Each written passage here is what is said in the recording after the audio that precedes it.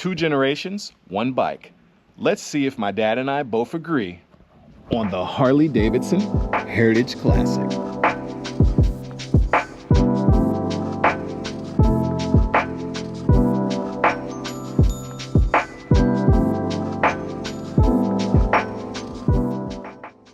So this is the Harley that my dad gave me. If you had checked out my last video that I posted, I talked a little bit about that. So I wanted to take some time and us to do a review together, show you some of the things, him being an older rider, me being a younger rider, some of the things I like and dislike, some of his likes and dislikes. So I'll let him start. Since he had the bike before me, had it for a couple of years, I'll let him tell you his experience with it. Yes, I bought, like I said, this 2019. I think when I bought it, I was in South Carolina, Blacksburg, South Carolina. It was either 2 to 3 years old when I purchased it. Didn't buy it new, of course.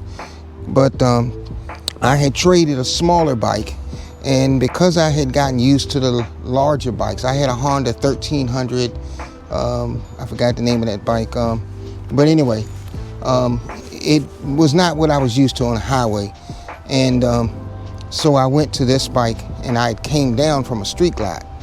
And so what happened is, yeah, I did some mods to this as far as the deflectors, the lower deflectors, wind deflectors down there, which those things are great. If anybody knows or don't know about them, it's worth. If you have a little helmet buffeting and the windshield, those things take that helmet buffeting out, the rest of it. I did the LEDs front and back on the lights. I did this stitching, somebody local in Richmond that did this. I saw one guy online that had this done to his, and I thought it was beautiful. And so I went and did that, and it gets a lot of attention because you're not going to see many Heritages with the seats done like this. And I had the chopped tour pack and the fairing with the Bluetooth system on it that was beautiful. My son still has it. He'll probably try to get a picture up on that, but he likes his naked. But I had, like I say, an old guy. I wanted mine I was used to riding. I've been cross country, not with this bike, but it's capable. I can honestly tell anybody, this bike is capable of going anywhere you want. But I was used to the extra weight of the touring chassis and what it brings with just a little bit more weight. And but other than that, I can't say much negative really about it. That was the only negative thing for me was probably that if it had been a little heavier, I probably would have never gotten rid of it. And I was so used to the fairing, that's why I outfitted it with a fairing, chopped tool pack and things like that.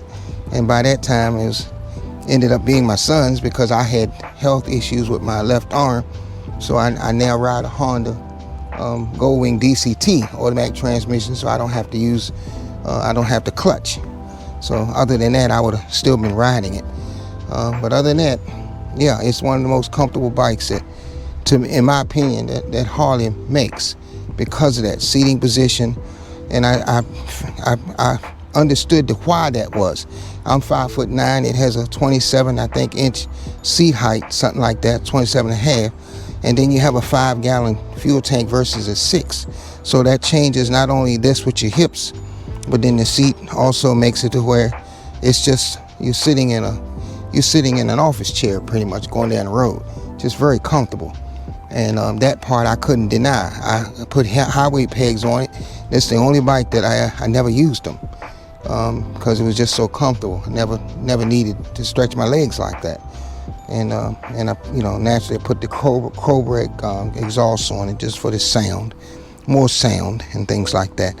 But other than that, it's pretty much closest to the most perfect bike that, to me, Harley ever made. And that's why you see a lot of guys that still have some real old ones out here, and it's still a good seller for Harley. So what would you say to people that say this is a girl's bike? That's nonsense. That's ego talking. That's some men that once, I'd say one day you're gonna find out that's just nonsense. I remember my dad had said, the bike, when you go to the showroom to look at a bike, the bike needs to fit you. And I understood that more and more as I got older. If you buy a bike based on ego or what your friends got and all that stuff, that's not wisdom speaking. That's ego. So the smart, it becomes a smart motorcycle for a lot of guys, and that's why they have them. And for some of the ladies, if they can handle it, then, you know, it's the same thing. It's a great bike no matter what gender you are, period. And that's it. So yeah, so I would say, yeah, that's all kind of nonsense, guys. If you look at this as a woman's bike, that's nonsense. So yeah, same bike, 2 riders, 2 generations, got to ride this bike. My take is very similar. This is my first Harley. I came from a sport bike. Wasn't too big into comfort as being a top priority, especially being younger and on a sport bike. But I'd have to say, sitting on this bad boy, I mean, you can go for hours and hours and hours. Like my dad said, it's like sitting on a couch. Like, it's extremely comfortable.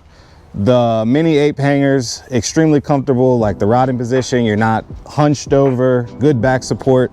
Well, no back support. He had a backrest. I took it off. So you just have to keep in mind to try and keep your back straight. But other than that, like I said, I don't have the windshield. I like it like this. I don't travel too much with it. So it's not a huge deal. Has passenger pegs. You can actually even get passenger floorboards for it. I've seen a few bikes that had that. The Cobra exhaust sounds really good. I'm gonna have a video of me riding with that so you can hear it. But I love everything about it. The saddlebags, not as much space obviously as the big baggers, but still more than enough for me. Usually if I do need a little bit more space, I put a backpack on the back seat and I just strap it down that way. It's fine, it works. LEDs on the front, so it's very bright at night. But overall, I mean, it's an awesome bike. It's an awesome bike. It's versatile. You can do a lot with it.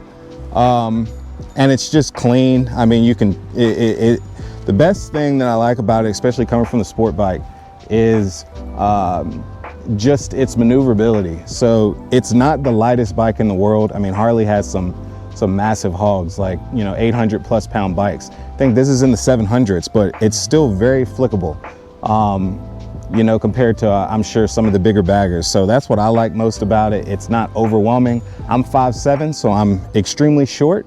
So this is perfect for me. I think I can flat foot it, so it's pretty easy.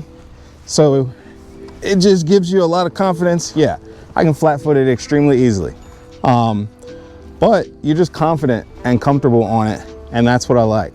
I got 6 kids, so I'm trying not to die out here on a motorcycle. So, you know, I like it. Appreciate you guys watching, but I did notice one of the things we completely forgot to talk about was the motor, the engine. It's a 107, you've probably seen that. 107's great. I think my dad would agree with me when I say it's more than enough power. I know now in these Heritages, I think they're making the, they're coming out with the 114. 107 is more than enough. The difference between the 114 and the 107 is minute. So it has more than enough power getting on and off the interstate, things like that. Highway speeds, fantastic. Don't really have much to say. It's not the fastest bike in the world, but it's more than enough. Speed isn't everything. So it doesn't change my review. I'm sure my dad would say the same. Gents, that's a wrap. Hope you enjoyed the multi-generation review of my Harley. Hope you it was helpful to hear my dad's perspective, my perspective. Appreciate you guys watching. And if you want to see a video of me riding the Heritage to an abandoned town, check out this video. Until next time, Themotobard out.